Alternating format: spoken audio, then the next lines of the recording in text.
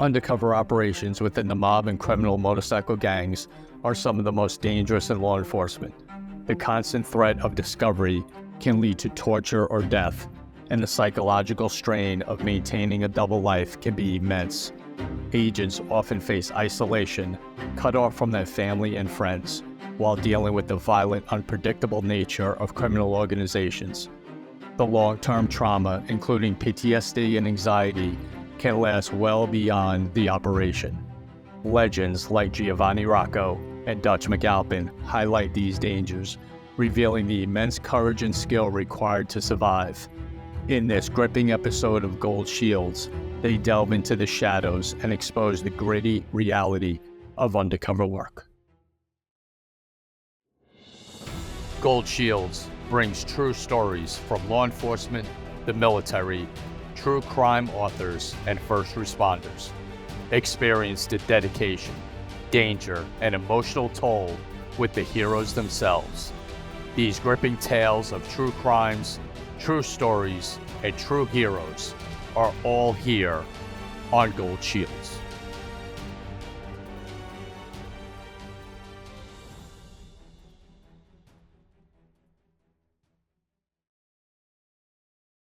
Welcome back to Gold Shields. This is Dan Murphy along with my partner in crime, Tom Smith. How you doing, buddy? Good, partner. What's happening? Oh, I'm excited about today. We've been looking forward to this show. I mean, you know, we have so many great guests. We're so blessed. So many great guests on the show.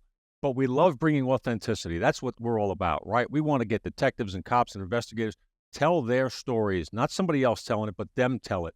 We got two gentlemen on today whose careers and experience, and they're currently have moved that into a podcast, which I can't wait to hear more about from them. But these guys have been there. They've done the, I mean, I'm going to let them tell you about their careers, but this is going to be a blast. I'm excited about today. Yeah. We got this relationship with the Mob Museum back in February when we did a show on the St. Valentine's Day Massacre and had Claire White on, who was amazing. We had so much great feedback from her expertise in her show that she did. So we've had this relationship with the Mob Museum and got reached out to about this amazing new show, Inside the Life, with two incredible guys, Giovanni Rocco, and we're just going to say Dutch. We're not even going to get into a last name. It's just Dutch. So, He's gentlemen, a witness security, so you can't. Gentlemen, welcome to Gold Shields. It is an absolute Thanks, honor. Dan. Thanks, Tom. Appreciate it. Thank you, guy. So, you guys, how did you get started? Tell us a little bit each about, we'll do a quick resume. Where'd you work? What you do? And then let's start getting into some stories because our audience loves this kind of stuff, and we do too. We're fans today. So, Yeah, third generation Johnny, cop, start. Dan. How'd you get into this world? I got into it by accident, like so many other cops. I didn't have much of a choice. I barely made it out of high school, so I had a burning desire when I saw my father and my grandfather and my uncles doing the job as a kid. I started early on in my undercover career, going down the street when there was a chop shop down the street. My old man would send me down on my bicycle to write down license plates and tags, bring it back. So, that's how I got started doing UC work, and that's where the flames started burning a little bit brighter. I wasn't a great student, like so many cops and so many undercovers. It seems we have the same stories. We could have went either way. Our story mirrors a lot of other guys and girls. And then I got lucky. I graduated high school by the skin of my teeth, and I was working for New Jersey Bell. And then my old man came to me and said, "Look, you want to take the cops test?" And, they're giving one. And I said, "Yeah, I'll give it a shot." Not thinking. A little bit of nepotism in there, right? They made it 11th spot for me. They were hiring 10. So, good old Jersey nepotism. So I worked right outside in the department, right outside of, in Hudson County. That's where I was based out of.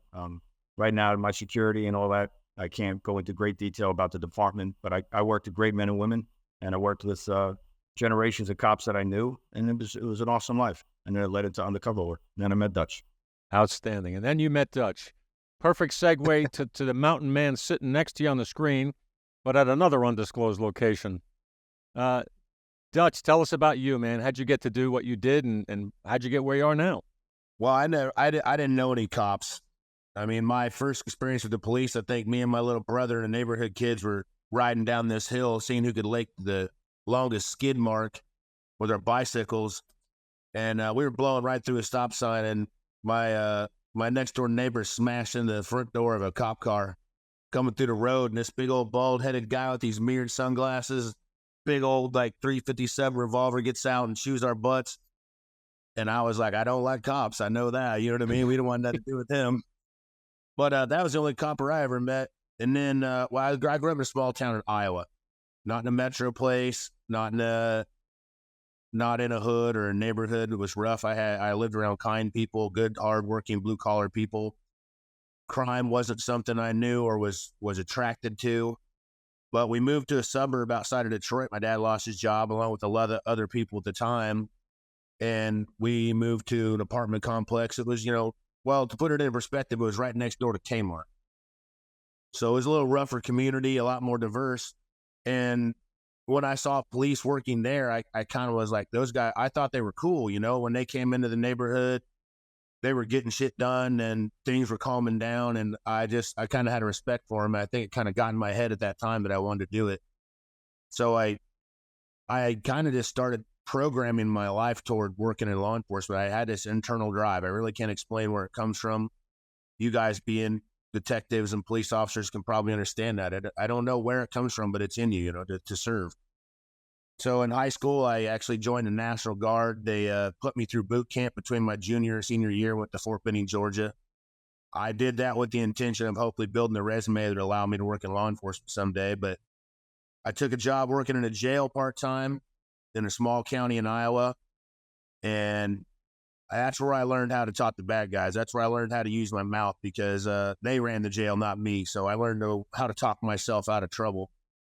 And just doing my job and doing due diligence. I wasn't never expecting to be a police officer that young. I think I was 19 and the sheriff said, hey, we're taking a deputy sheriff test, a post test. Why don't you go ahead and test for it? There's no way we're giving you a job, but take the test. So I took the test. I got on the eligibility list with no intention of getting hired. We lost 2 deputies. I think another one maybe got fired or something. All of a sudden, they were low man, red line on patrol. And the sheriff calls one day and says, I taught to the Iowa Police Academy. You can't own a gun. You can't buy bullets. But the sheriff's office can own your gun and we can buy your bullets. You're starting the academy next week.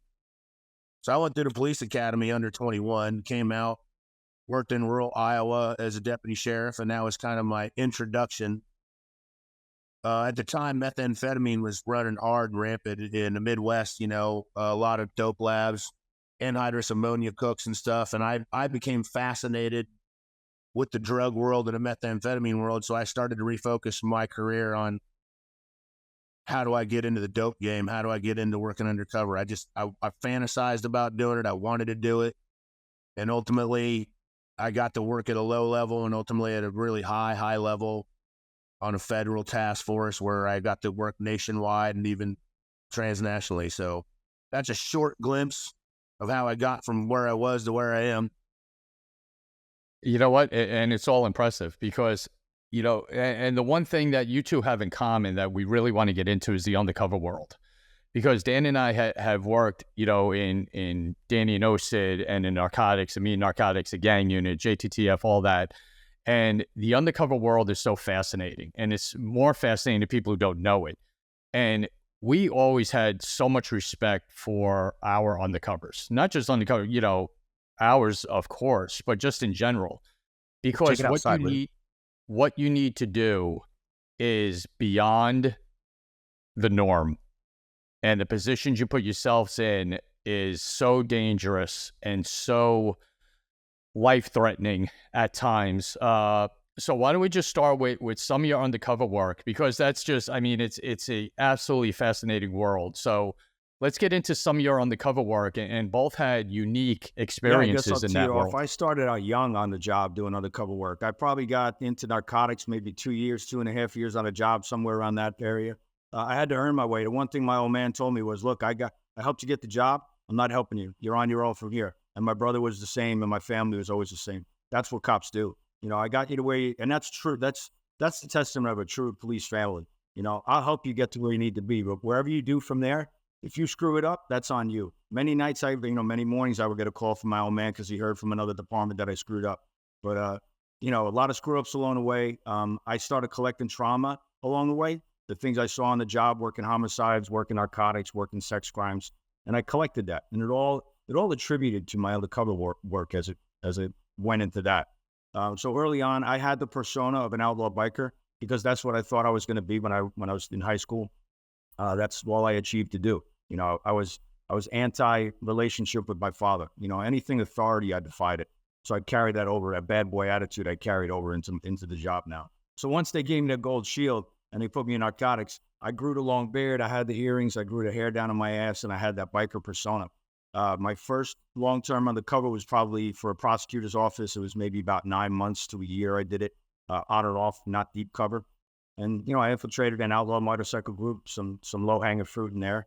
And then that was it. That was my addiction. From that point on, I realized I was an adrenaline junkie. You know, that was truly my passion. So I ran with it for a number of years, and I took small roles. And then eventually I caught the eye of the DEA. Then I went to a DEA task force. I worked there for a number of years in Newark field office, doing some crazy stuff. I got myself in some tight jams. I had no official training, you know. And then eventually I went into the FBI. The FBI gave me the training I needed, and Dutch and I hooked up from there. Like you said, we worked.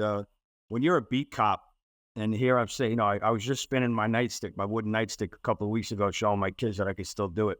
And when you go from walking a midnight beat patrol by yourself going, man, this job sucks. You know, 20, 30 years in this is it, to how I finished up in my career, infiltrating the mob and infiltrating Asian organized crime, Russian organized crime, transnational, and just foreign counterintelligence cases that we did was insane. I mean, here, you look at the two of us and you wouldn't think spy, but we were trained to do and did spy work. It was insane by the end of our career. So, but that addiction, like so many other things, addiction causes grief and heartache. And it did in my life because I never knew when to say no. So at the end of my career was the ultimate demise of my career when I infiltrated the mafia. That's amazing. Wow. And we're going to get into more detail on that. We'll give you a chance to do that because I know I want to hear more. But it's funny, you talk about undercover work. And just for the audience's sake, there's different levels of undercover work, right? Street level narcotics purchases, which has its danger. Hey, it does. Then you go inside to apartments and make purchases. That's danger gets ratcheted up even higher. And then you have full assimilation into criminal organizations, which is the ultimate level, the highest level, deep undercover. Completely different persona, different place to live. You know you're being watched by the people you're hanging out with. You're trying to gain acceptance. You're doing all that kind of stuff.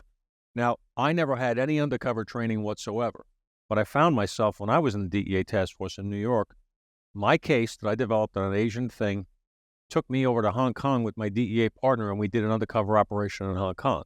And then I'm in the middle of it, unarmed, wearing a Nagra, which is like the size of an iPad, right? The small of your back, ridiculous equipment, right? Waiting to get killed, thinking I never even had like 10 minutes of this is what it's like to be an undercover trainer. But it was such an adrenaline rush when it was over. I remember being so exhausted. And that night we went out and partied hardy because it worked and we had people extradited. It was an amazing experience. But you're right. I still look back and Tom and I still talk. We can't believe we started out pounding a foot post, swinging a nightstick, writing parking tickets, hoping the boss doesn't catch you off post. And then you turn around in the same job, you find yourself on foreign soil doing this work that you never envisioned. So that's that. I can relate to a certain extent, but wow. It's those interpersonal skills, Dan, that Can't we wait to hear learn as more. beat cops, as uniform patrol guys, interacting with people in their homes, entering people's home on a domestic dispute. I contribute all of my training and my roots to my undercover world from the patrol days, you know? But what did I do with that? How did I harness it? How did I use it later? I didn't do it purposefully along the way. Now that I look back and I wrote a book and I can reflect on it, I see what I did. I see how and the Bureau gave me those opportunities in the training and the psychological component where it is psychological warfare at the level we were working at the end of our career.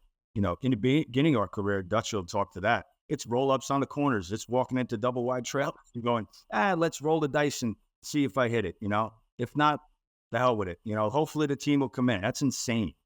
You don't get paid extra overtime. You know, you don't get paid extra salary for it. You don't get a bonus after a case is done. Somebody else gets the accolades. Somebody else gets the awards pinned on their chest at the parades, not us. So it comes with the price.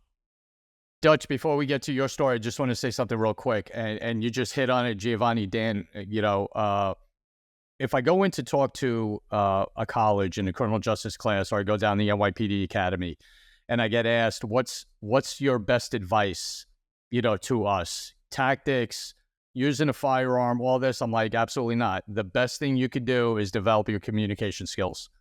Learn how to talk to people, because that transcends every detail you're going to go into. And learn how to read them. You got to read people. That's right. Yeah. And whether you're, on walking a foot post or doing a deep undercover, you're going to talk to people. And if you can't talk to people, you're not going to be successful. So just echoing, Giovanni, what you said, just growing up and having that skill leads to a successful career. Dutch, we got to hear your story, because you look like you were born riding a motorcycle.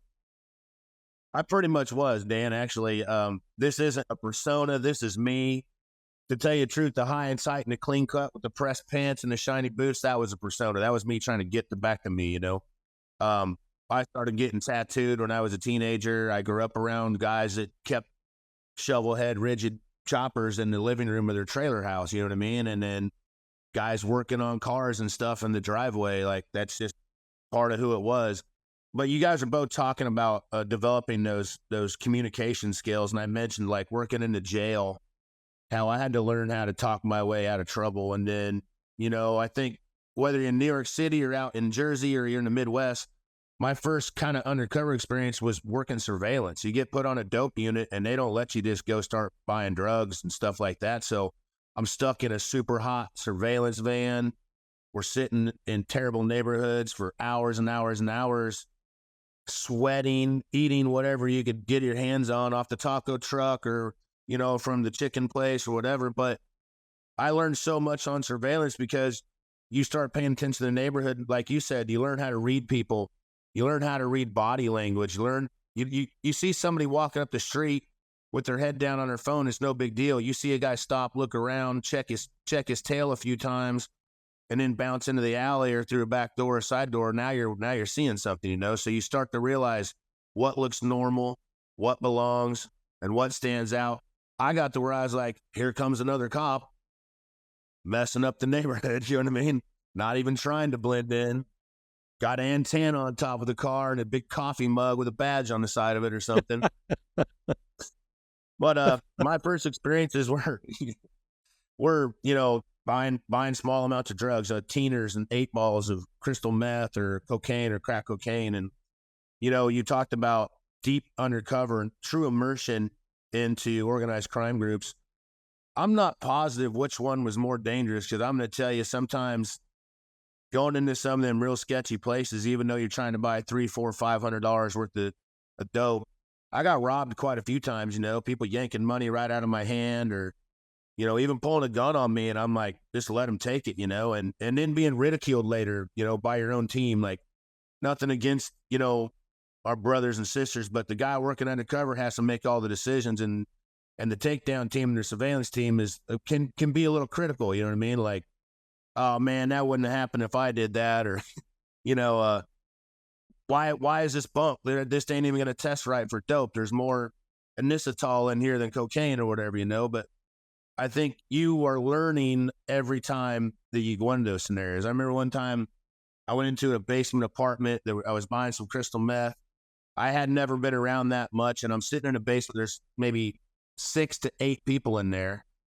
They take my money. I assumed we're going to go in the back room and get my dope. I didn't know they were going to go 6 blocks, and it was going to take 2 hours for my 8 ball to come back. And meanwhile, everybody in the room's got a glass pipe, and they're cleaning it with a rag, and they're lighting it up. And next thing you know, the whole room's full of crystal meth, and I'm sitting there like, feel like my teeth are tingling. I think my hair's growing. You know what I mean? I realized, like, I'm tasting crystal meth. So as soon as I started to realize that there was guys wearing suit and ties, riding Range Rovers, working undercover, living in flats, I was like, how do I get to there? So I think we were talking on another podcast, your appearance and how you walk and how you talk helps you be a good undercover. Well, I learned quick that the scariest Dutch is wearing a 3-piece suit. And if he has a nice suit and a long beard and tattoos, he's actually scarier than the dude with the dirty pair of jeans and a pair of work boots. You know what I mean? And just to follow up on something Dutch said about the teamwork, surveillance and case agents and supervisors, no matter what your role, we had the sexy dinner and making, going into these places, but surveillance and investigators, the outside, they're just as important as we are. So I speak around a nation or internationally, I encourage people, look, UC might not be your gig, right? You might not have a passion for it. It might be intel. You're the intel collector on the outside. The things you see on the outside, please pay attention to, because that's the golden nuggets in the cases that you might see while we're inside a building and you don't realize it, right? While your undercover goes to a 3-story walk up and you're sitting outside bored out of your mind, waiting for him or her to come out, you're on your phone, especially with social media today.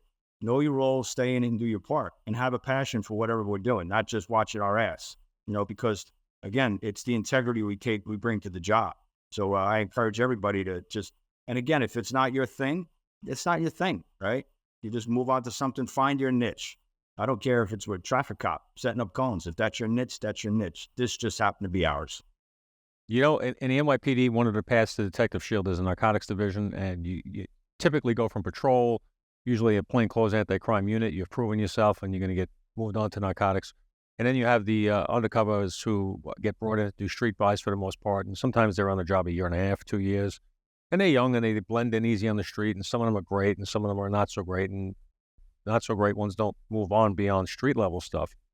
But when you're in a backup situation, when you're doing buy and bust, when you're supporting an undercover who's doing an inside buy or a case buy, if you're serious about what you do, you're on edge the whole time. You're hyper aware, hyper alert, watching everything where you are. You want to get close, but you can't get too close because there's eyes everywhere in these neighborhoods. And you've got to take that role very seriously. You got to be ready at any minute, and it's happened many times in the NYPD and in other places. You got to run in, you got to grab a ram, run in, boom the door, and get in a gunfight because your undercover is going to get killed. And we've had undercovers killed. I mean, it's sad and tragic. It's risky work. But your job as that backup team, as that investigators, we call them, versus undercovers, you got to be ready, man. You can't be sitting there bored. And I've seen guys, and the boredom can hit you. It's like, oh, well, he's going in, whatever. No. Wake up now, guys, because we know that undercover is trying to dance and tap dance and get out of there as quick as possible. But, these people that do this for a living that make a lot of money, they're not stupid. They can see through things, man. If you're not really strong-willed and if you're not trained and if you don't have an understanding of what you're doing, you can get yourself and a lot of people hurt. It's dangerous work. Has a master's degree level of criminality to it, right? There's people that are book smart, but people on the street, we've met some people that they could run Fortune 500 companies. Some of these people that are organized crime related. I don't care what the genre is.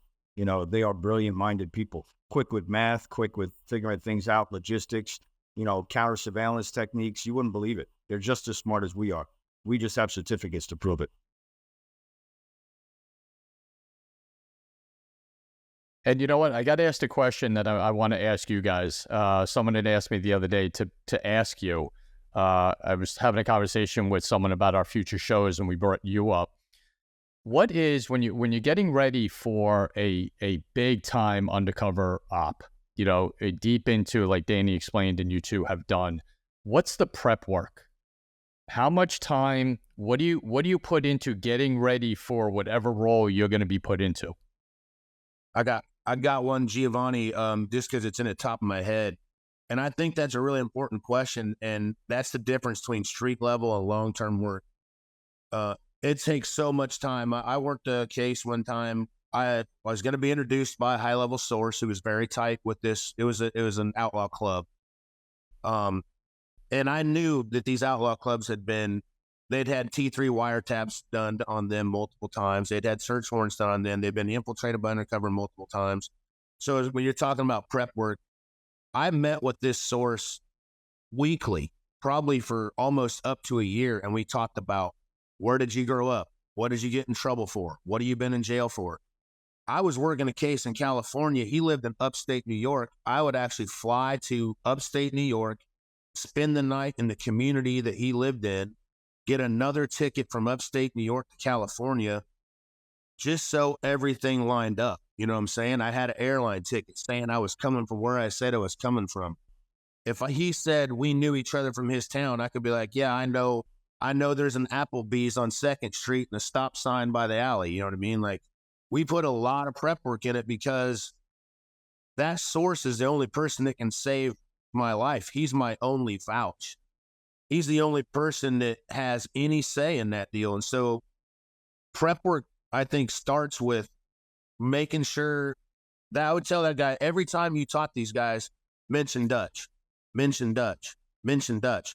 They've never met Dutch, but they've heard Dutch's name so many times. By the time that I physically walk in, they're like, oh, of course that's Dutch. Just like you guys said, like, yeah, you look like a Dutch. You know what I mean?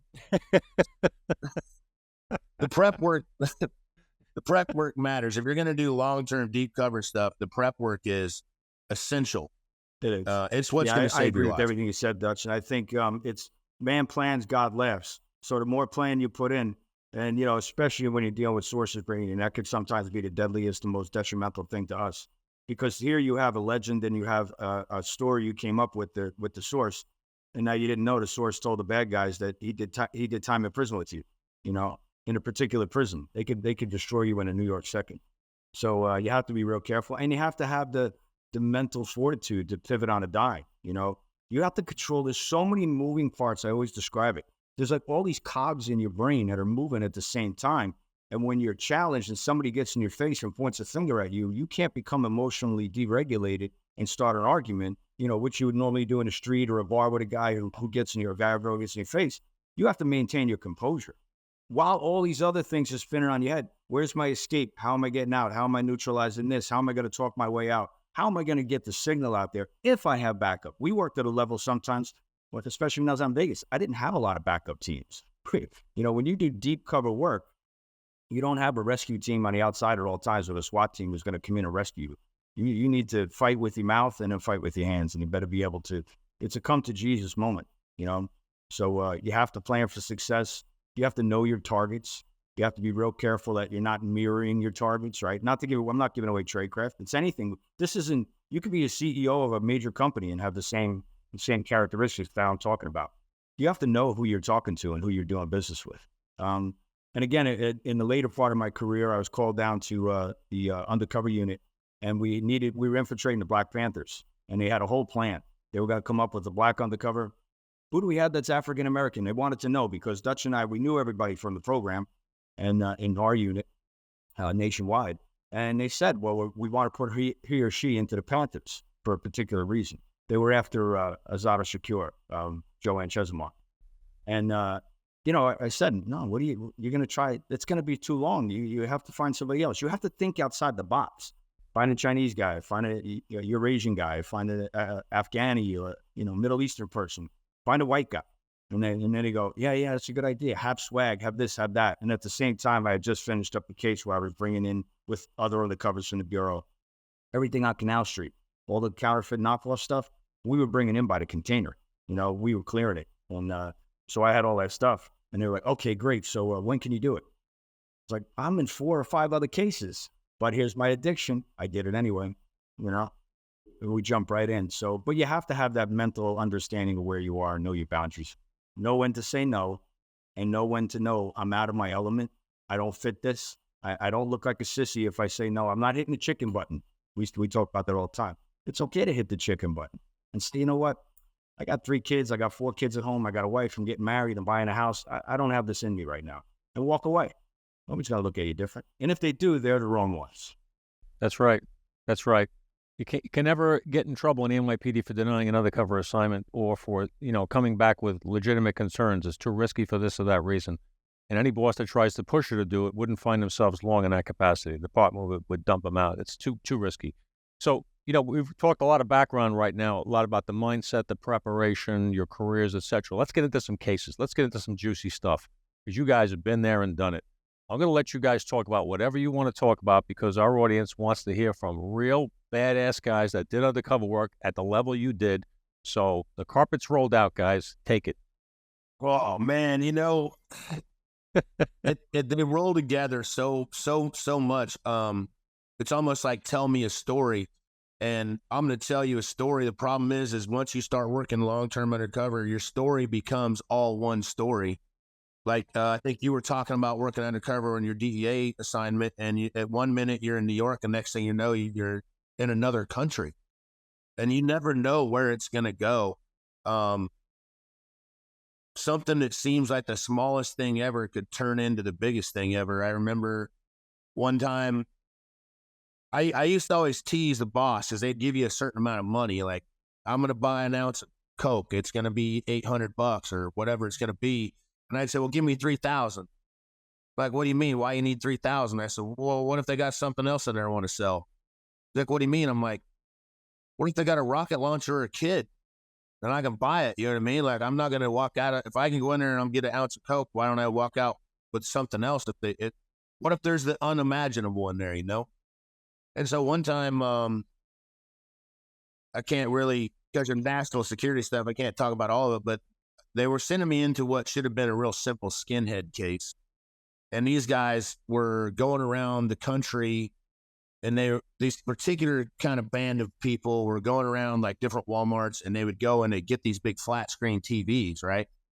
And then they would basically steal them from these department stores, and they were selling them on the streets. And I'm like, I don't want to go buy flat screen TVs. Like, I'm a badass undercover. I don't need to worry about buying big screen TVs. You know what I mean? But because your boss knows your ego gets to you sometimes, he's like, we're going to do some street level stuff, some community interest work. So you're going to do this. So we end up getting this guy with the stolen flat screen TV, and flip, and it turns out he says, hey, I got a guy that wants to trade me machine guns for flat screen TVs. I'm like, yeah, right. Bullshit. He gets his phone out, shows me a picture, standing in the trunk of a car. There's full automatic M4s in the trunk of this car. Now, I don't know if this is true or not, or how this all came about, but these guys hit a Connex container and accidentally got a hold of a bunch of machine guns. And had we not been paying attention and not taking this guy seriously, you know, just buying flat screen TVs, we never would have found out about the rest of this stuff, you know. And how that case ended, they ended up being a pretty heavy duty white supremacist group that was burglarizing houses and, you know, taking weapons and putting them back on the street. There's people in the country that actually have full automatic weapons permits. They have silencers permits. Those weapons are accessible, and generally they're pretty protected. But these guys were hitting houses blindly, and sometimes they were getting lucky and taking really serious weapons and bringing them to the street. And so that I think that was a really interesting story. It's not a shoot 'em up bad guy story, but I think it kind of puts into perspective law enforcement, whether you're working in uniform or working undercover. What starts as a traffic stop might turn into a kidnapped kid or a meth lab or something crazy. And undercover work is even more likely for that to happen. You know, it's even wilder what could happen while you're working Yeah, and undercover. some of the hardest cases, look, we put a lot of bad guys in prison and jail and had arrested around the world, literally, and worked with other countries, putting their bad guys in jail. But here on our soil, the hardest part sometimes for me was putting cops in jail. You know, I put your own brothers and sisters away. But I drew a very hard line in the sand. Dirty cop goes to jail. End of story. Dirty cop doesn't wear the same badge I do. They deserve every bit. They should go to life in prison. But I was dealing with guys, NYPD guys, and I was dealing with them for a while. I was paying them for their badges, not for their talent, for their badges and their guns. And they were moving product for me for a number of months. And I kept meeting them in the malls and doing, giving them new tasks, and they were helping me commit crimes and low-level stuff like moving stolen swag or whatever it was. And then we started moving some dope, and I was paying them as protection and guards. And my thing was, I'll start paying you. So each guy, there was a sergeant who was bringing the squad in, and he brought the guys in, and I would introduce. They'd have to show me the badge for evidence purposes. Once they showed me their police ID and their badge and their gun, then I started paying them. Well, they brought another guy in at another meeting, and he couldn't make it. So I started laying out the ground rules and what the rules are, and I'm looking at him. I said, you understand? You understand what I'm saying? And he's looking at me, just blank stare. And he's looking at his sergeant, looking over him, looking at me. I said, you got to say something, buddy. You got to acknowledge me, because I'm trying to get him on tape, on audio tape. You got to say something, bud. Turns out he doesn't even speak English. They weren't cops. They had NYPD badges. They had guns. I was committing crimes with them for months. They were committing crimes for me. And I thought, and with the FBI, we did in the Bureau, we thought they were police officers. We thought they were dirty cops. Turned out the whole time they were not. So here I was, outgunned, outbadged, And then I said, what's up? And he says, oh, he doesn't speak English. I'll translate for you. And what am I going to say? Am I going to argue with that? And I'm going to say, what do you mean he doesn't speak English? You have to speak English. A bad guy plays dumb. So I don't care. I don't care what language you speak, as long as he understands my rules and he acknowledges me, so you never know what you're going to walk into. And there's years and years of stories. I have 30 years worth of stories, but that's just one where it's like, what the hell? You don't even know. Like you said, there's a kid in the back room, and they're selling kids out of that house. You don't know what you're walking into. I just came here to buy a weapon. I just came here to meet somebody to commit some, white collar offenses, and you have kids in the back room. You never know what you're walking into. I came in, and some of the hardest things we did was we came in for bona fides because we're cops. And again, I'm not saying anything that any of the federal agencies wouldn't say and sing our praises about.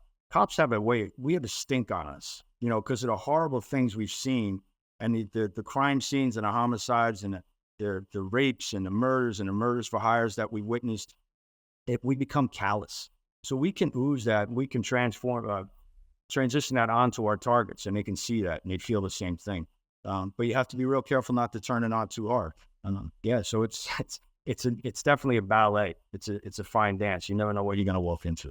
In the darkest of nights, you need a light you can trust. That's why we rely on Streamlight. Whether you're investigating a scene, navigating through uncharted territory, or just need a dependable flashlight for those unexpected moments, Streamlight is your go-to source. With over 45 years of innovation, Streamlight crafts rugged, high-performance flashlights that can withstand the toughest conditions. From tactical torches for law enforcement to everyday carry lights, Streamlight has you covered. Join the Streamlight community today and see why professionals trust Streamlight for their lighting needs. Visit streamlight.com to find your perfect light. Streamlight, lighting your way through the shadows. So that was an amazing point that both of you brought up, and it's so true. Whether it be on patrol, whether it be a car stop, you don't know what you're walking into or who you're dealing with. Unless you really know them, and the chances are good you don't know what they're capable of or what else it is that they're involved in. Every case I've ever done, and I spent years doing federal RICO cases in the Southern and Eastern District in New York, even one out of Virginia, and you think you got a guy. I got a guy for, moving heroin from Thailand, and I got him good. You sit him in, he comes in and does his queen for a day, proffers. Next thing you know, your hand is hurting from writing about all the shootings, homicides, robberies, and stuff that this guy's been involved in, and you got to act like you knew all about it to begin with. And one guy told me, I know you know this already, but I did this. I'm like, yeah, I knew it. I had no clue. It was a big press case. No clue. I mean, that's what happens. I mean, you stumble into criminals are career criminals. This is all they do. They're not waiting around and wait for you to come buy $800 worth of coke from them.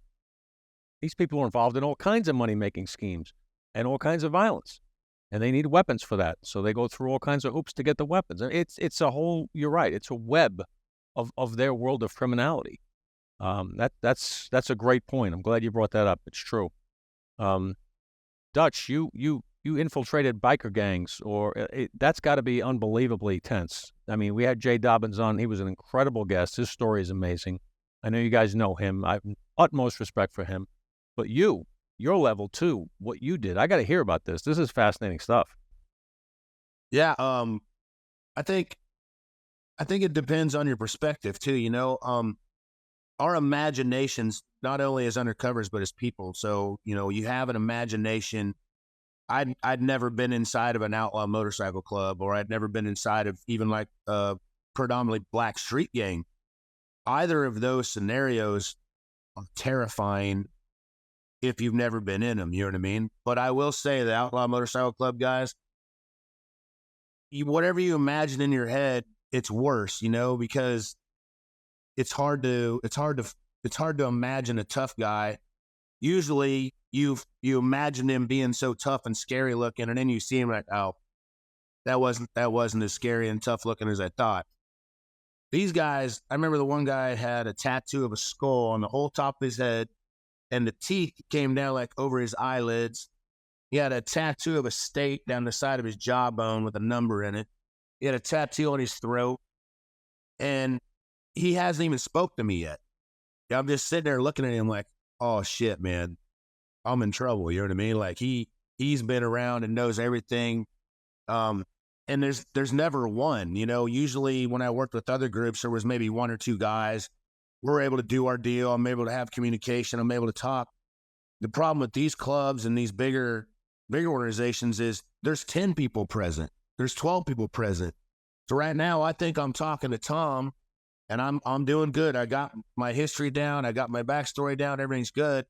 And then over here comes Giovanni out of nowhere, who I'm not prepared for. And he's not even trying to figure me out. He just asked me a simple question like, oh, where'd you buy that bike at? I haven't prepared myself for that. He wasn't even trying to get me. He wasn't trying to interrogate me. He's just asking a simple question. You know what I mean? So now I've lost my train of thought. I think I'm doing so well. And suddenly it's kind of like saying, where'd you go to high school? Well, you always know where you went to high school. You always know where you were born. You always know what year you were born. Well, now you got 3 different names, 3 different dates of birth, 3 different social securities, 3 different work histories. But I never thought about where I bought the bike at. So you got to come up with a story, and it's easy to do. I don't know. I got it from a fucking neighbor up there or wherever. But instead, your mind gets overwhelmed. Like he's going to know. He knows something. He knows something. And while you're pausing, thinking about an answer, instead of 2 guys you're trying to impress, there's 6, 8, 10 guys because they're all part of the club just sitting around like, well, where'd you get it? You know, and they're all scary looking dudes, you know. This one particular place, they had taken over like an old hotel. You remember the hotels where you like park in front of the door? You walk into your room. This thing had been turned into like an apartment complex, right? They got a security gate out front that closes. So when you pull up, you got to like push the button and it ain't no, it's not an answering service or some dude are like, yeah. And you got to say the name of somebody and maybe they open the gate. When you drive in the gate, it's intimidating immediately because there's like pit bulls just running loose in the little community. You know, there's bikes and stuff parked here and cars parked there. There's old ladies, you know, in the bike clubs, they call their girlfriends and they hang around girls, old ladies. There's old ladies running around. There's some kids running around. And then there's the actual guys, you know, the hardcore guys, the guys wearing cuts. Just to be clear, not every single person in a bike club is doing bad stuff, right? Even in the outlaw clubs, even in the 1%er clubs, they're not all doing bad stuff. They're doing what they believe is right, but we're working specifically for the guys that are bad. The problem is they all protect each other. So you're kind of surrounded by this group of people, and then now you have the old ladies, the kids, the dogs, the cars, the bikes, but you also have hang-arounds. You know, you got guys that are attorneys and doctors. You got guys that are like really not in the club, but they're fantasizing about the club. They love to be around the club. The outlaw motorcycle guys are the only ones that wear on their chest and on their back, I'm a criminal organization. They announce it and walk with it proudly. So it is a different environment to be in. And it can be very intimidating. And they don't mind busting somebody up. You know, someone across the street in front of them and disrespects them, they might get a knuckle sandwich. and they mean it, you know? So that was fun stuff. But then the other thing is riding with them. I was so excited. You know, the feds gave me a really hopped up motorcycle. I stripped the fender off. I made it look cool. I'm ready to go. I can't wait, man. We're going to ride side by side, tire to tire, 7,500 miles an hour. I wasn't prepared that we were going to do that all day long, every day, as fast as we could go side by side. Now it's pouring rain and we don't even slow down. I'm going to get killed doing this undercover work, and it's not even going to be doing something sexy. It's just going to be a pile of bike, you know what I mean?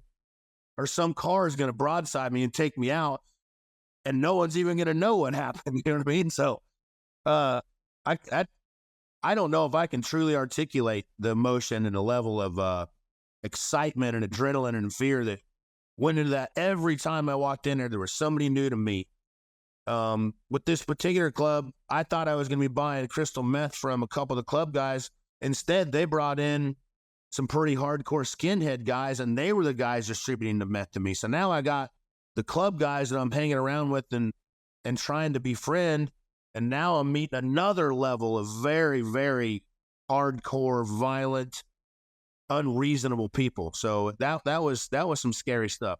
The mob stuff with Giovanni was scary in its own way because it was unfamiliar to me, but this stuff was definitely pretty spooky. You know, it's the one thing that just came to mind, you know, people watching this and listening, it ain't TV. That's for sure. It's not TV. The difficulties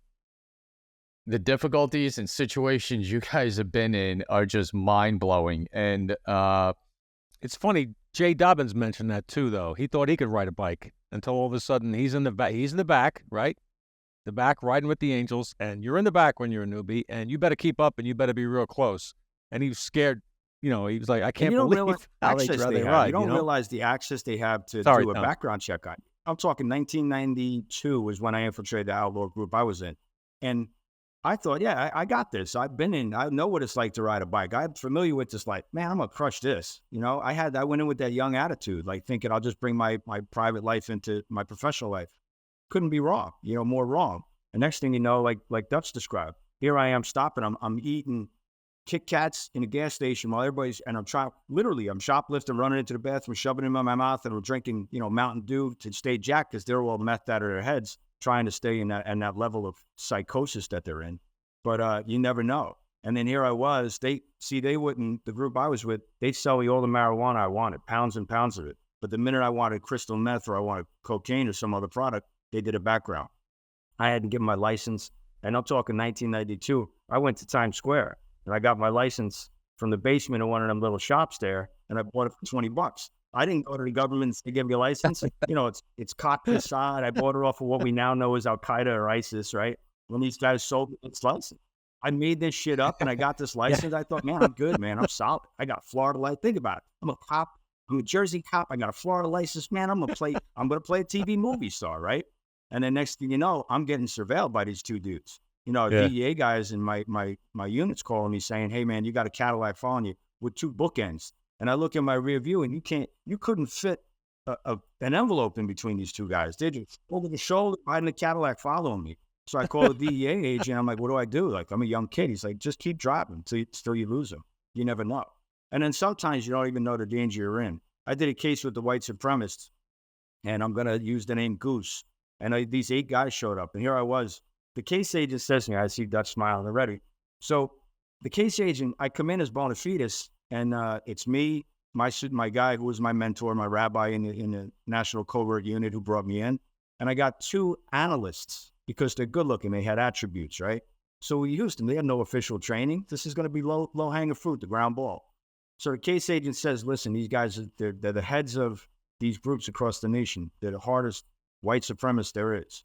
They got tattoos in their lips and their eyelids and their face, and they just do not get caught staring at them. They have a hair trigger. They'll go off like nothing. So I'm in Atlantic City. I'm in the Roomba Lounge in the Trop, and these guys show up. They multiply like gremlins. And next thing you know, this one dude sits next to me, and the guy sits in front, and he's got a big tattoo across his head.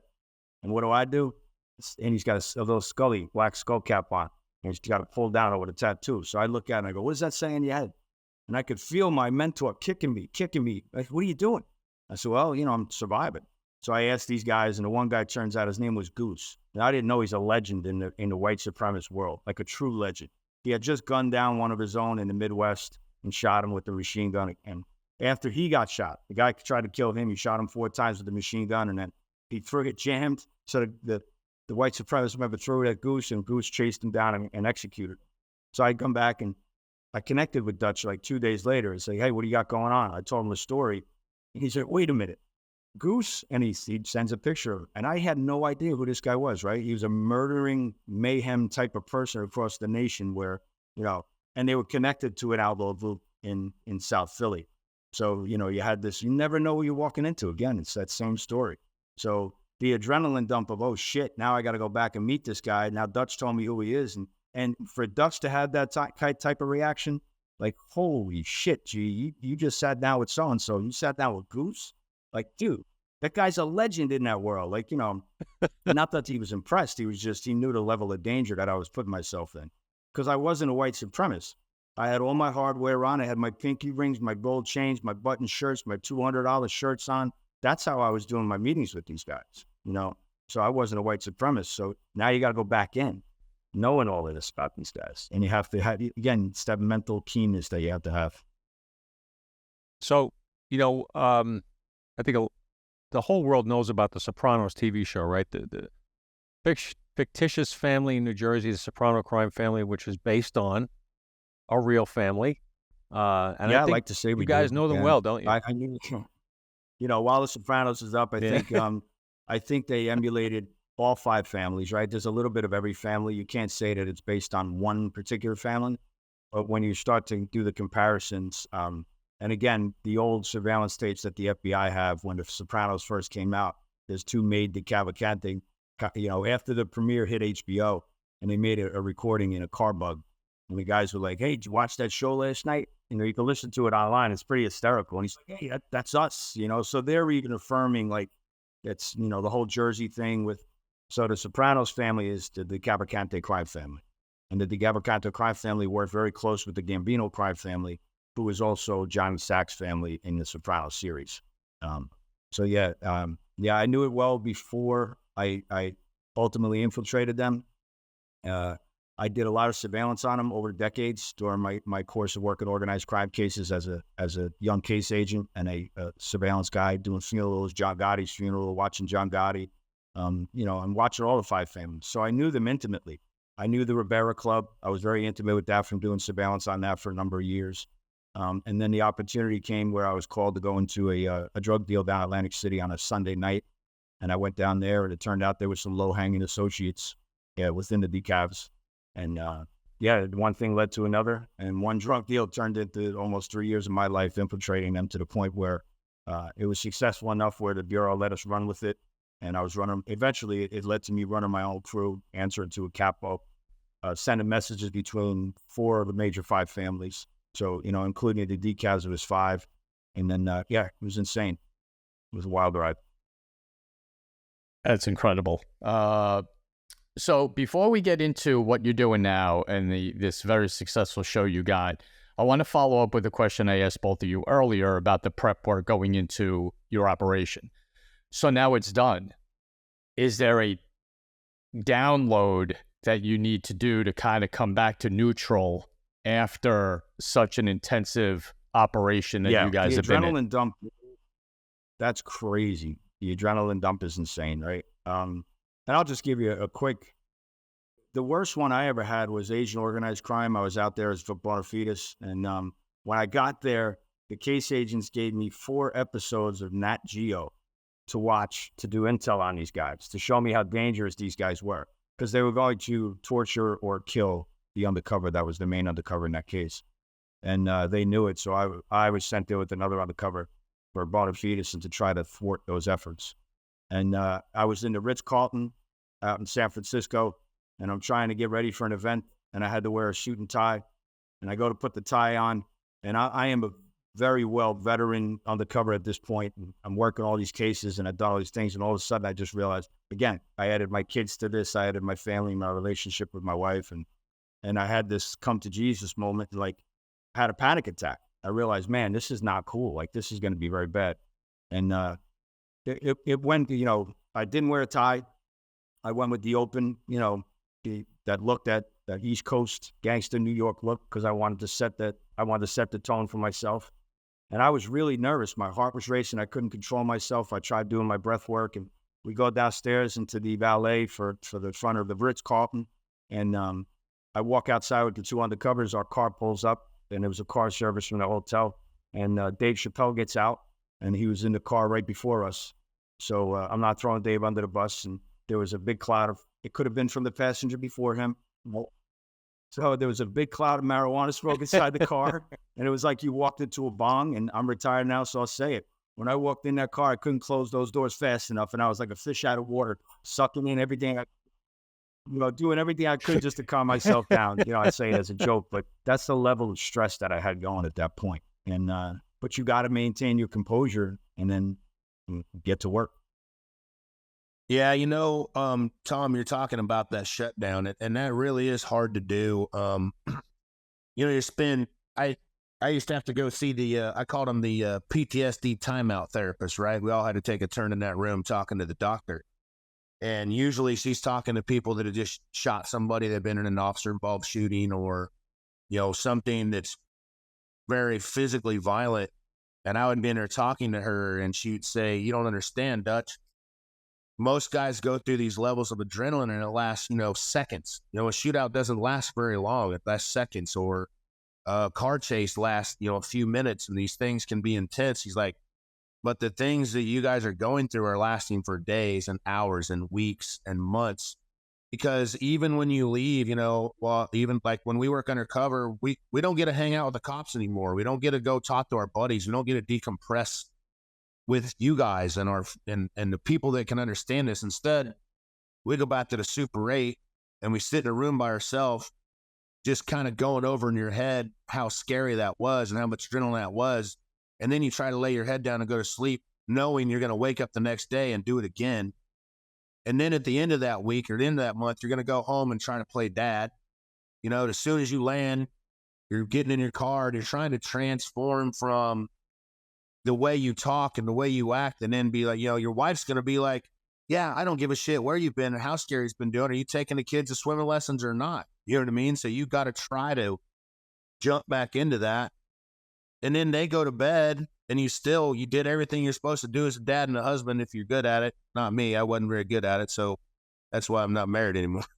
But then you still don't lay down and rest, Instead, you probably reach up for a bottle of rum and have a couple shots and maybe smoke a cigarette and then try to go to sleep. And that's just the reality of it. It ain't pretty. It ain't awesome. But there is no true shutdown. There's no lesson in how do you stop being adrenalized, It's just something that happens. You mature over time and you learn how to turn that switch off and be healthy and go to the gym and change your mindset. But for years, it's hard to shut it down. That is probably and you're one of the alone. hardest things to do. And Dutch touched on that. You're alone. Sometimes you don't get the, Vegas op is over. I got to fly back east and I got to go home to, the Midwest wherever he was at the time. And you have to stay in a hotel. You have to stay in your apartment. You have to stay in your asset by yourself and not break role. So now all these thoughts are going through your head. I wonder what my wife is doing with the kids. I wonder if the kids are missing me. I wonder this. I wonder that. Now the feelings of guilt just start to wave over you. And now you don't realize it until that adrenaline dump starts to settle. And it's almost like that fog is settled. And now you start to have guilt of, oh my God, what am I doing? Again, I'm here. Everybody thinks it's a sexy life. Like you could live another life and be another person. I had 4 different names and identities and I could pick one of those. I wanted to be myself. I wanted to be a father. I wanted to be a good husband. But, for the passion of the job and the mission at hand, you couldn't just shut off. So you like Dutch said, if we were out in Vegas, you just went to the bar and you sat there and you started chatting up with somebody that's sitting there having a drink and they're like, so what do you do? Nah, nothing. You make something up. You never break role because you can never just go, well, I'm a cop. I'm an undercover FBI. I'm this, I'm that. You can't say it. So you're constantly lying, right? And sometimes people see the dynamic. He and I would do cases together and go decompress. And they're like, you're looking at me in my $200 button-down shirt. He's in a T-shirt. You're looking and go, man. So we were in Vegas one time. And we had a bunch of girls come over to us. And this bar was I forget where we were, but maybe inside of New York or something. And the crew started coming towards us. And they were like, if shit pops off in here, I don't know who you guys are, but we want to be as close as we can to you. Because even they could feel that trauma oozing off of us and that adrenaline oozing off of us. It was just one of those. So it's hard to break role. So many TV shows depict it. And sometimes recently I was watching a series and they did such a good job at depicting that. And they were showing an operative and she was alone in her apartment by herself, just what Dutch said, doing exercises, doing push-ups, doing this, doing that, just trying to burn that adrenaline off. And you just can't shake it. And it takes a toll. It takes a hard toll on you. You don't realize it until decades later. What Giovanni said there was he was wearing a $200 shirt and I was his trophy serial killer. He just walked around with me like a trophy wife. You know what I mean? So, it's funny. We talked before we went on, actually, and you mentioned, Dutch, how you edify people, how your undercover, how your informants, your sources should be edifying you before anybody meets you, building you up to be who you are. And tell us about that with the De Cavalcantis and that's a great how point. Dutch was a legend before so they even met here him. I am. I'm infiltrating the decavs. I'm working my way in. A lot of it was a mistake in the beginning, right? So I started making money in the street with a low hanging fruit. This guy Jimmy Smalls. And everybody started finding out. When this kid Jimmy is in the street now spending money, they're like, where are you getting all this money? Oh, I got this guy Giovanni. I met this guy. He's got this, and this. We're doing this in the street. And I was buying some product off of him. I was buying a significant weight in powder. And we were trying to get there, and he took a shot at me. So what that means in the street is he tried to sell me some bad shit. And he gave me some stuff that was significantly lower quality stuff than I had been buying. Typical. It happens in the street all the time, but how do you react to that? But how do I react to that as a single dude, a one-man army, going up against Cosa Nostra, knowing that these guys have a whole social club of guys that'll come and, and just bring a wrecking ball to me. So I called them up and I said, look, the stuff you gave me. And what happened was the lab called us. The lab called us and said, look, man, this stuff you got, it's not testing for CDS, controlled dangerous substance. There's no cocaine in it. It's all baby laxative and cut or whatever it was. So I had to address that.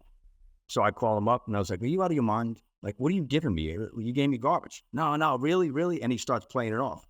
And I said, yeah, listen, this isn't for me. You think I'm a drug dealer in the street? I'm middling this for somebody. So now I gotta create the persona of I have my own army. And you're out of your mind.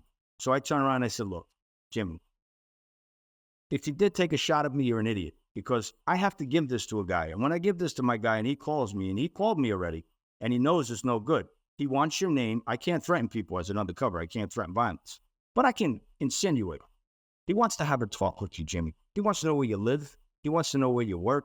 He's not a very nice individual. Dutch, and I start dropping names. Dutch. Dutch is this, Dutch is that. He's like family to me. So you have to understand, if I had screwed your brother over, you'd be mad at me. You just screwed my brother. And when they come, and they're going to come on their iron horses, see the picture I'm painting? And when they do, you're probably not going to have a place to live anymore, or you might be living in ICU. I don't know what's going to happen to you. I can't tell you. Oh, no, Giovanni, I'll make it right. So when that happened, again, it's like a ripple effect. The family hears about this. They're very, very, the rumor mill is just like in the schoolyards when we grew up, right? There's some drama going on in the crime family. Everybody knows about it. So next thing you know, some people came to me and they were like, hey, Jimmy screwed you over, huh? Yeah, I got to get it right. Hey, I heard you got some heavy-duty friends looking for it. No, nobody's looking for him. I wouldn't do that. And then I started mentioning Dutch's name to them. So I painted that picture. So fast forward 2 years, now I'm answering to my capo. And we had some ideas, and I needed to commit some crimes with Dutch and bring him into the fold with a couple other guys like him. And I explained, that's the life I come from. That's who I was before I was here with you. Well, you should meet Dutch. Dutch is a good guy. He's capable. And then fast forward another number of months when they decided to kill some members inside the family and tasked me with the murders. They asked me, well, during that meeting, I said, well, who do you want me to use? You want me to use the crew? You want me to use your son and me? We can do it together. And do you have anybody in mind?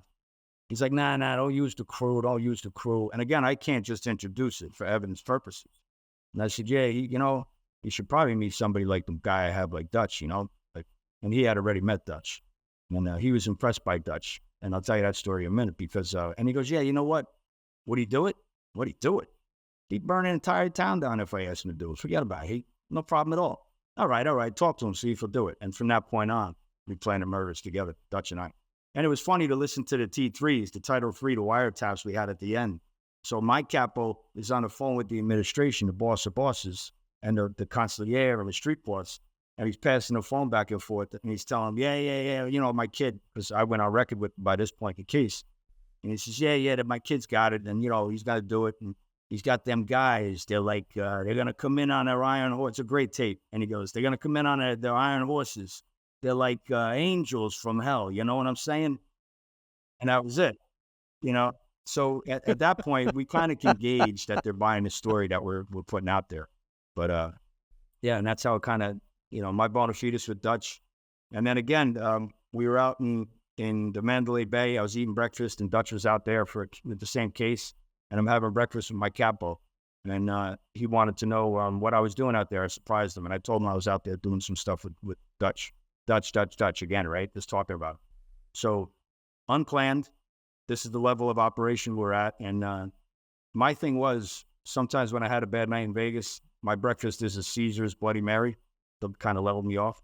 And Dutch knows that. So next thing you know, the waitress comes over and she has a Caesar's Bloody Mary. She puts it on the table next to me. She, what is this? I didn't order that. She says, no, Dutch sent it. I said, he's here? She says, yeah, he's over there with his friend. He said, when you finish your breakfast, come say hello. So we finished breakfast. I bring my capo over to introduce him. And he literally was in his, in the sweatsuit, the Adidas, I call it the Italian tux, right? And I didn't know that what they called it in that life. It's got the Italian tux on, and we'll be bopping over. We turn the corner, and Dutch comes into light, and he didn't look quite the way he did. He had his beard thin, and he had this long hair at the time, and he literally left skid marks on the carpet.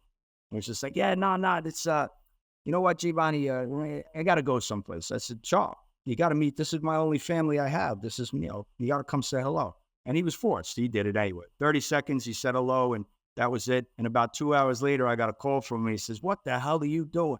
You can't have them guys with you in the Mandalay Bay. You got the Bulls, you got Metro, you got the feds all over us out here. You got to take them guys. They can't stay in the Mandalay in the same hotel you're at. Take them and put them down on Fremont with all the animals. That's what they So that's how that played out. But again, you have to have trust in each other, because I know when I talk about Dutch, you're going to meet him, and I don't have to say at that level of undercover operation, Dutch, you have to say this to Tommy. Dutch, you have to say this to Murph. You have to. It's not scripted. It is just so natural, and we're playing off each other at that point in our careers. Yeah. So Dutch was basically Kaiser Sose. And I was his Kaiser, and again, in Dutch, I'll let you tell, but I was his Kaiser Sose, believe it or not, from time to time. Right? Yeah, I mean, if Dan, Tom, you guys want me to go into that? Yeah. Once Giovanni and I met, we're such a unique looking pair of guys. Like, people can't figure it out. He's slicked back with the big Armani shoots, and I obviously look like I look, but the kind of people that I was dealing with had never met East Coast, La Cosa Nostra type people. It was part of their imagination, right? They're like, they don't even know what swag is or untaxed cigarettes. Then they don't know about Italian guys wearing suits and organized crime groups. They've imagined them. They've watched TV about them. They've heard about them. So I used to literally, like, I might be buying multiple pounds of methamphetamine or trying to get into a group, and I would just call Giovanni, hit speakerphone, and just let his accent and his attitude come through and be like, just talking about them and letting them hear him gave me credibility. You know what I mean? Oh shit, he's got one of them East Coast, one of them guys. He's got one of them guys. Guys like me and guys that I had been around hadn't never been around those kind of guys. And I think that's kind of what Giovanni's saying. If you really want to get in somebody's head, don't give them a mirror image of themselves. That's easier to figure out. Give them something they haven't seen before. Give them somebody they haven't talked to before, and they'll still find common ground. But at first, they're a little guarded because they're uncomfortable. They don't know how to handle somebody like that. It's such a good point. The opposites attract kind of thing, and play off each other. So we want to get into taking your experiences, your lives, everything you've done in your career, and created this amazing show, Inside the Life.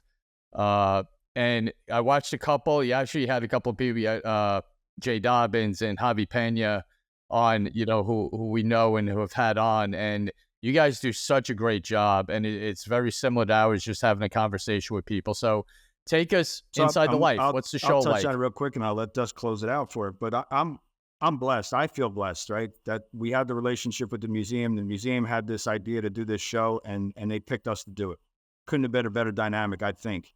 And the museum does such a great job, and we wanted to make sure the show does not glorify crime, doesn't glorify criminals and the organized crime world. It's a educational thing. It's to give you everything we've talked about here, to give people the opportunity that may be operational with us, that have done some of the most amazing work throughout the decades.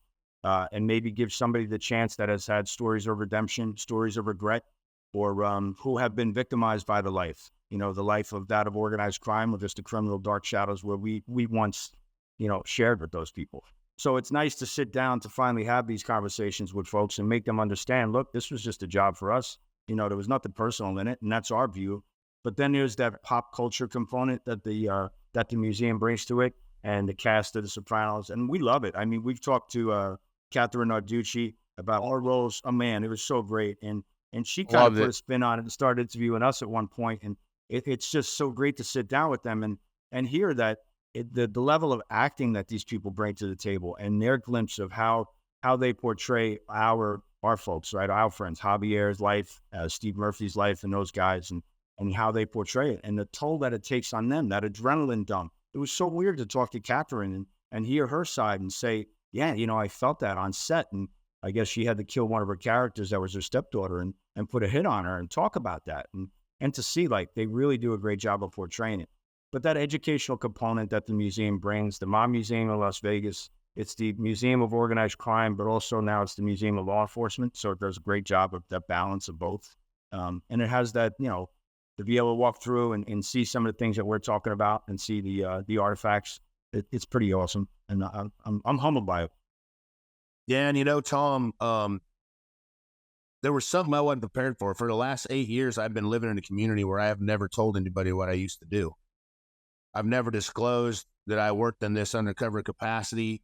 Honestly, I never even disclosed that I worked in law enforcement. And I actually was kind of worried. I don't know how you guys felt when you came off the job, but I was kind of worried that the relationships that I've built would change, that people would not like me anymore. People would not respect me anymore if they found out that I was working covertly for the government in these undercover capacity.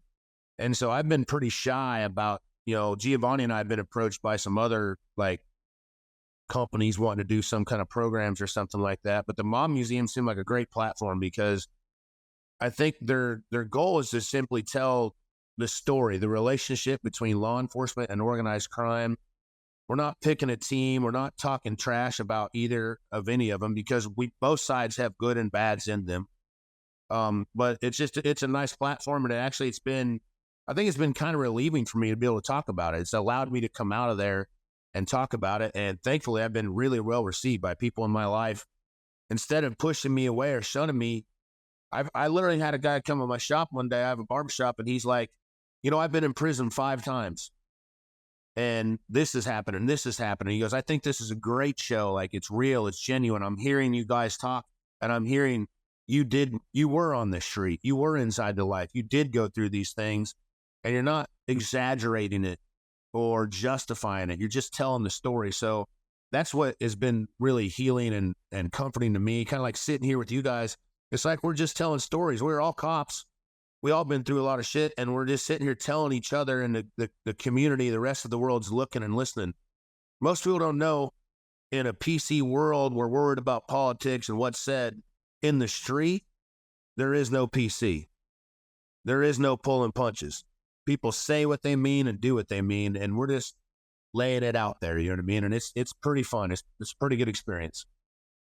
That's a great way to encapsulate it, and thank you both for bringing that out. And I'm glad the museum has taken that approach because at the end of the day, Tom and I both grew up in neighborhoods in New York City, and I'm not saying I could have went either way because I had a father and a family that wasn't geared that way, but I grew up with people who went the other way, who went to illegal activities and crime and got themselves in trouble. And even as teenagers, I saw kids I grew up with, stealing cars and doing stuff like that. And it happens. So I was one dinner table away from maybe being my reality. My father rented our upstairs apartment to 2 mafia guys who got killed. I mean, that's the area I grew up in. This kind of stuff happened. I mean, so not to put them down, but to just let the world know what it's really like. And what these kind of people are like, and they're real people, and they love their families, and they do good things, and they, but they have this side of them. It's a life, like you said, inside the life. And so, I cannot begin to thank the two of you enough. I hope in the near future we get a chance to break bread together with you guys and chat some more. But we couldn't wish you more of the best with everything that you're doing inside the life. Fabulous show. Listen to it, guys. You started off great with guys like Javi Pena, who we just love. Jay Dobbins, also enormous respect for. Great guys. Your guests are going to be wonderful, and your show is going to be successful, and we can't wait to be watching it as it goes. Thank you, man. I really appreciate it. So we wish you all the best with everything you're doing. Like you said, insidethelife.org. Follow it. It's on Apple. I got to promote it now. This is the whoring part of my life. I'm still a whore. I was a whore from the government, but now I'm coming to the fruition that I have to do that. So yeah, please follow us, man. We have some great guests coming up, phenomenal lineup, and it's been healing for both of us. I could speak for Dutch too. I think it's been a process for us, so it's been great. Fantastic. I was actually going to take that role on for you and be, do the horror part for you. InsideTheLife.org, mobmuseum.org. Check both out. They're linked to each other. And like you said, it's a great show. I watched Catherine's interview, being from New York, and I laughed at her stressing out that her character had to kill someone. That was, it shows what they put into their role. And, just echoing Danny, thank you so much for the opportunity, because this is what we wanted from our show when we started. We wanted people like you on here so people get a taste of that this job is not easy. It is hard as hell. It is dangerous. What goes on and what goes into locking bad guys up. It's not TV. It's not made up. And you guys bring that to life. So thank you so much for joining us on our show your today. families as well, guys. Really appreciate it. Thank you. Thank you much. Thank you very much. So Dan, had it again. We keep coming up with these guests and having these incredible shows, and these two gentlemen are no different. So no, I mean, their resumes are a little thin. I mean, we talked about that. I don't think they quite qualify to be guests, but we gave them a shot. I mean, they did okay. You know what? You gotta lay the life rope out every once in a while for people. Yeah, a couple of young kids will give them a shot. Yeah, Oh my God. And these guys know I'm just breaking the balls. Thanks. You know that you guys are awesome. I got nothing but respect for you, man. Nothing but respect. And so this part of the show, as Giovanni kind of just said, youtube.com/@goldshields is our selfless plug. Follow us on every podcast platform, Apple, Spotify, iHeart, all that.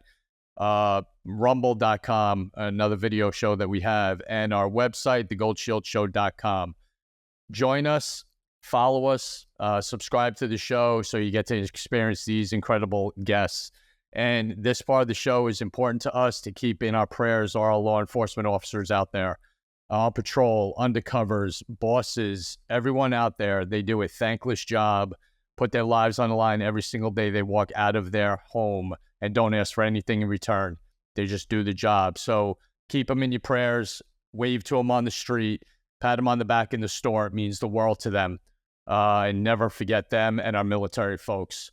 So for Giovanni Rocco and Dutch and my partner Dan Murphy, this is Tom Smith from Gold Shields. Everyone stay safe. We'll see everybody soon.